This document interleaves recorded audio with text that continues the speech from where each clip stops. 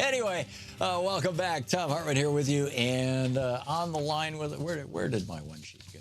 Everything seems to be. Oh, here it is, right here. Steve Beeman is on the line with us. He's the chairman of the Society to Advance Financial Education, SAFE. He's host of the Steve Beeman Show on AM 560 in Chicago. The Answer, Sundays 8 to 9 p.m. Steve Beeman, BEAMAN.com is the website. You can tweet him at Steve, S-T-E-V-E Beeman, B-E-A-M-A-N. Steve, welcome back to the program.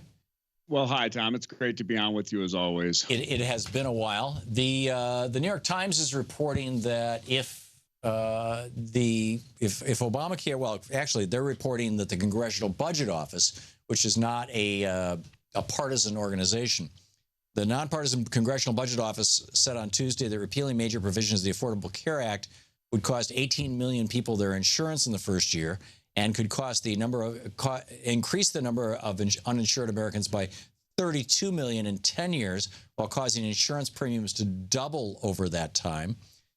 Meanwhile, Elizabeth Warren is, speaking out about. We have a clip of Elizabeth Warren speaking out about this, don't we, Chris?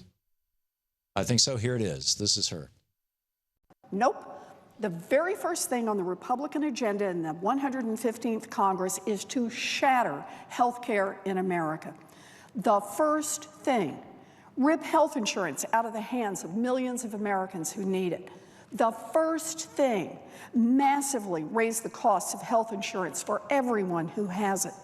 The first thing, create chaos for hospitals, clinics, and insurance companies, and send their costs spiraling out of control.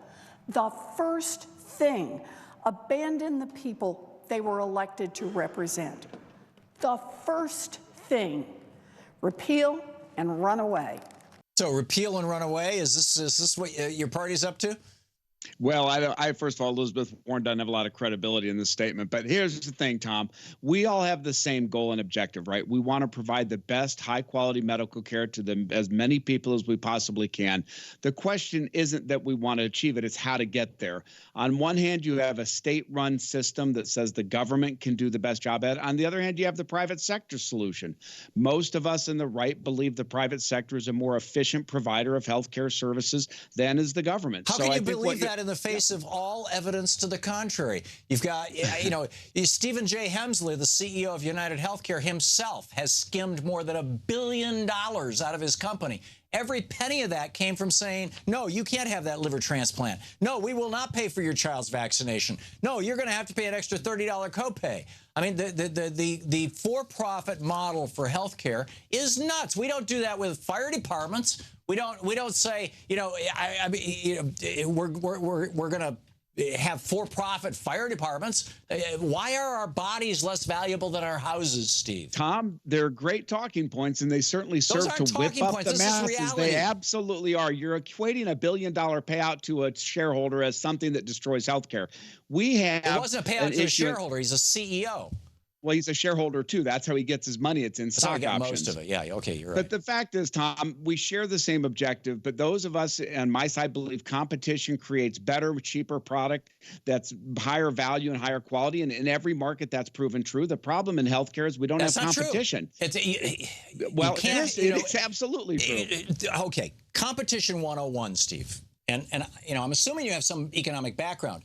In order to have competition, in order to have real competition, you have to have a transparent marketplace. You have to have equal power, relatively speaking, and equal information out of it. That's right. On both sides of the marketplace.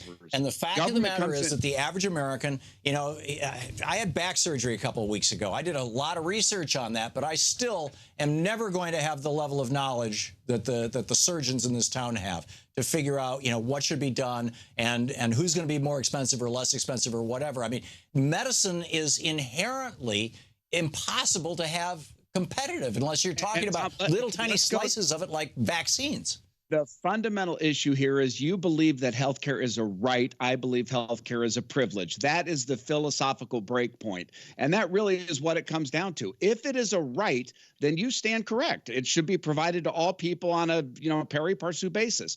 If I'm correct, then it should be provided based on your ability to afford it.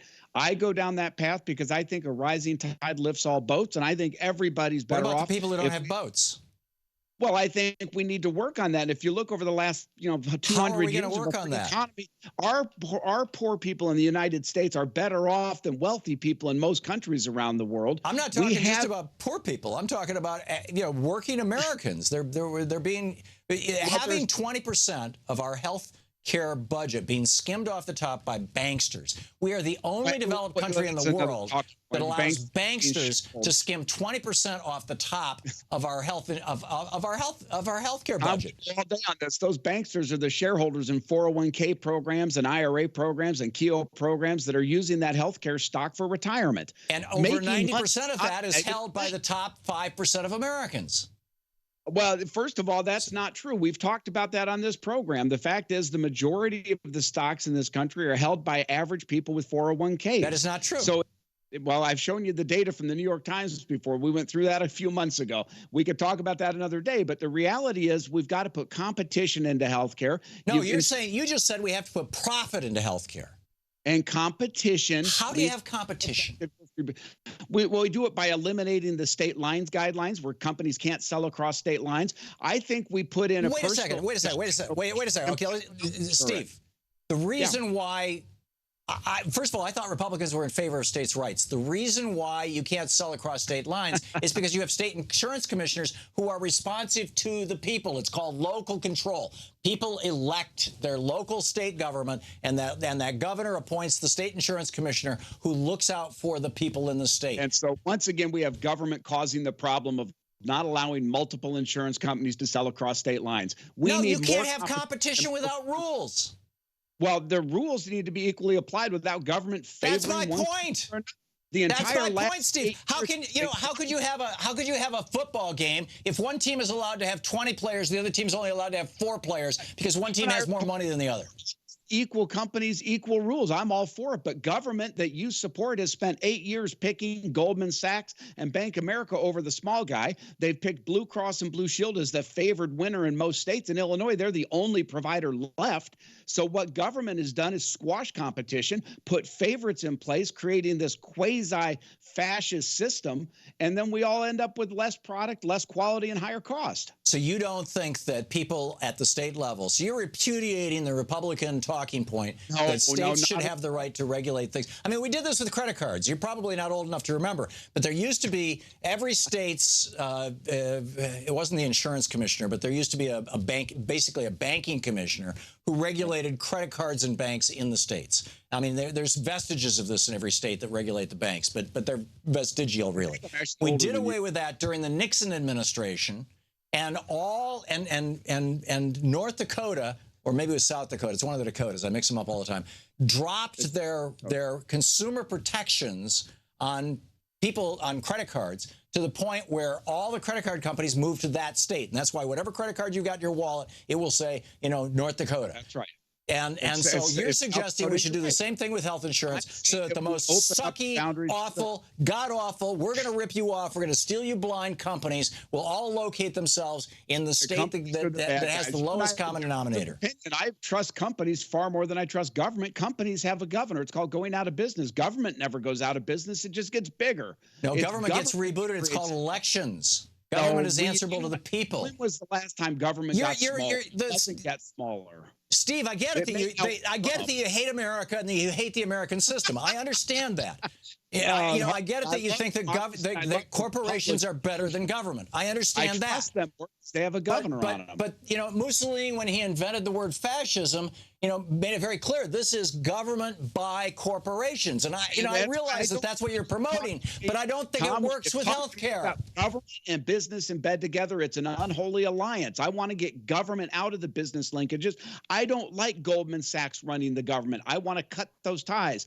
I want to get government out of it. Do you want to get the NFL out of football? Well, I don't see the relationship there, Tom. I think you're stretching. Football is a game. It has rules. The economy is a game. It has rules. If you don't have a basic set of rules, the marketplaces don't magically appear, Steve. The marketplace is created by government. We create a stable currency. We create the rules of the road. We have courts to regulate it. And you're saying, no, get rid of that. Let corporations run the show. That's fascism that you're promoting. The marketplace is created by people. There are governors put on it by equally applied rules, equal treatment under the law. The rules come from where? They come from the people's governments. They come from government. Exactly. Disagree with that. But you're just saying government should get out of the way. There should be no rules. Government should lessen its impact where it restricts competition. So the corporations could just rip us off however they want. No, let me give you a better solution. How about people become responsible for their own health care, and we give them a tax deduction so that instead of having to get it through their company, they can buy it privately on the individual marketplace and put 300 million buyers behind a free system. Oh yeah, there's lots and lots of Americans who are paying more than $10,000 or $12,000 a year in federal income taxes who would take that tax deduction and buy. You know, Mitt Romney was right. 47% of Americans don't pay federal income taxes because they make so little, because the corporations that you so love are using a welfare model of paying people just below the level, you know, just low enough. I mean, this is the whole thing with Carl's Jr. and Hardee's, paid just low enough that your workers, you know, are eligible for Medicare or for Medicaid, excuse me, and for anyway, when a company provides health care, the people are still paying for it. Companies don't pay taxes. People do. And so people are taxed already. Steve, I got the bumper sticker, but and it's BS, and that's a whole nother argument. But you know, to keep this back to healthcare, so I think you know you honestly said it, and I think it really is the crux of the whole thing. You think that healthcare should be a privilege that's available to those people who can afford to pay for it, and I think that healthcare should be a right. I think that when Jefferson wrote "Life, Liberty, and the Pursuit of Happiness," I think life means life. And I am pro-life, and I think that every American should have the opportunity, if their body is, you know, metaphorically on fire like their house, they should have the equivalent of a fire department to put it out. The question is, Tom, if it's a right, to what level? Does everybody have a right to everything that's available in medicine? I would say so. Okay, well, that's a very expensive system. Somebody's got to pay for it. It is working in every developed country in the world except the United States. I would still argue we have the best healthcare. People I know from around the world come here for advanced medical treatment. They don't go to Canada. You know, the statistics are very clear, Steve. More Americans leave the United States for healthcare than people from other countries come to the United States for healthcare. We see different statistics. I'll accept that. But the fact of the matter is I believe in a free market solution. I think it's a right or a privilege, not a right. I think that you need to work hard and be self-sustaining in a free economy, in a free country, to sustain freedom. I think collectivism doesn't work. And if you're not born a member of the Lucky Sperm Club, if you're born in Appalachia into utter poverty. Tom, I was bankrupt at 23 with no college degree, and I was able to pull myself up. Now, the fact is it can be done, but when you teach people to be victims and you're teaching people they can't do it, they'll believe you. I am doing none of the above. And again, another red herring, Steve. You know, take us off down another rabbit hole. If you're saying that healthcare should be a privilege, that means that you're going to have a lot of people who don't have healthcare. What happens when the United States is hit with an epidemic of tuberculosis? Okay, and so you say to me, Steve, are you willing to negotiate and say everybody gets a base level of care a la Medicare? And I say, yeah, I'd be willing to discuss that. I don't have a problem with that. And I think that's where this Trump plan is going to go, where we have a Medicare program put on as a base level of coverage for people, but then you as a free person can choose to buy a supplemental insurance if you can afford more. So you're suggesting that as a public, because my argument is basically a public health argument, that we don't want everybody, you know, we don't want people walking around contagiously with deadly diseases. Therefore, everybody should have access to health care. You're saying cut it off at that. I'm saying everybody should have. But if you get cancer, screw you, right? Well, if you get cancer, you should have your own health insurance. Yeah, okay, I got it. Steve Beaman, chairman of the Society to Advance Financial Education, SAFE. This is Steve Beaman, BEAMAN.com is the website. You can tweet him at Steve Beaman. Steve, thanks for dropping by today. Thank you, Tom. I think we did a good job of illustrating the divide in the debate. Thank you.